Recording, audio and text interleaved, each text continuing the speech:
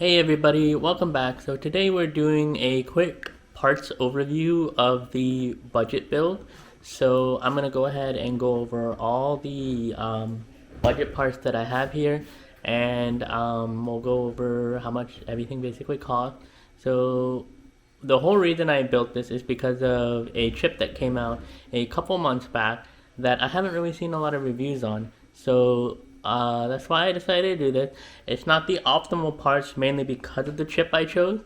But yeah, let's see how it'll function. We'll end up doing some benchmarks in the next couple of videos.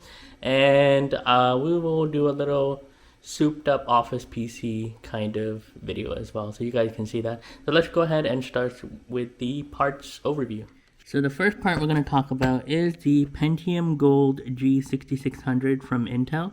It is a 1200 LGA 1200 form in terms of the motherboard, and I wanted to give this a try because I haven't really seen anybody give it a try. It is a 2-core, 4-thread processor, clocked at 4.2 gigahertz with no boost on it. So we'll see how it goes, and it does come with a cooler, even though on the website it says it doesn't have a cooler. But based on the weight, I guess there's a cooler involved, which is good for me. But yeah, so we'll look at the next part, and at the end of everything, if you want to know prices, I will go ahead and put something in the description that you guys can look at. That'll have a list of all the prices. So we will be putting the G6600 in a ASRock H470M Pro 4 MicroATX motherboard.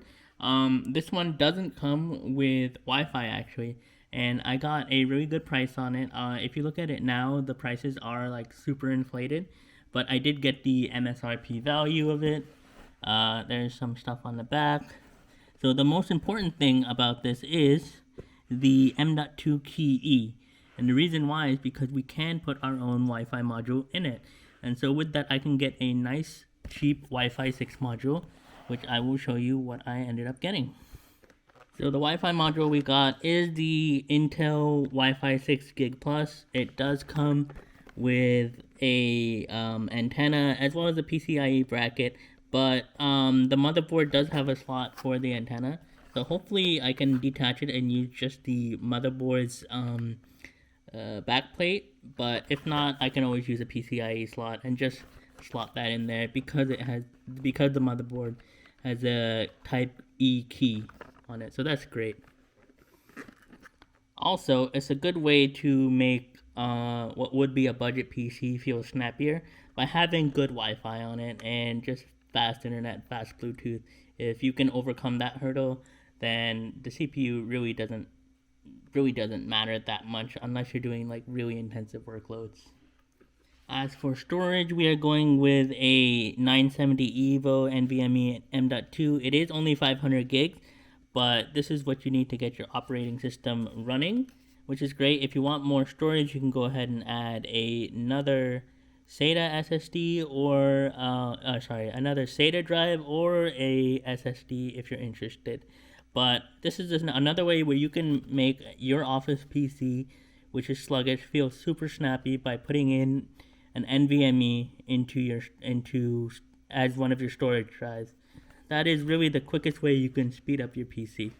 Now we all know memory prices are expensive, but I did manage to get my hands on a 16 gigabyte 2x8 module DDR4 2666 because that is what is supported. It does not go faster than that, nor do we have a Z board to overclock the memory.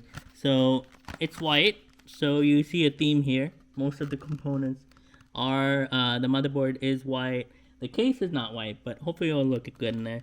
But yeah, these are just crucial ballistics. It says gaming memory, but memory is memory. It looks nice. I just didn't want an ugly PC, office PC. I wanted something that looked pretty good as well. So we'll move on to the next thing. Alright, for the power supply, I'm a big fan of Seasonic, so I went ahead and got a Seasonic GX650 650 watt focus, and it is 80 plus gold. Okay, so I know I don't need this honestly, but it was on sale and there was a rebate, so I got it for about $90.